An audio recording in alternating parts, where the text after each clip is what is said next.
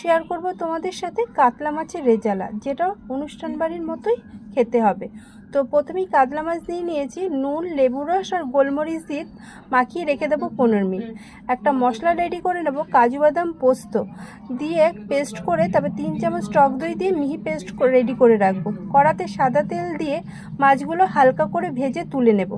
তারপর ওই তেলের মধ্যেই কিছু বেরেস্তা ভেজে নেব। দেখো হয়ে গেছে, এবার তুলে নিয়েছি।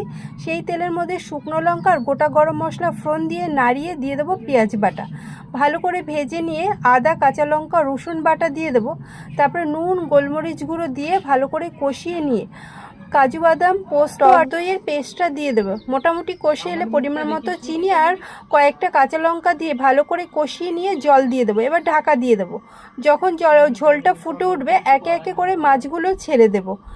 এরপর উপর দিয়ে দিয়ে দেবো বেরেস্তা দিয়ে এবার ঢাকা দিয়ে রেখে দেবো 5 মিনিট। 5 মিনিট হয়ে গেছে।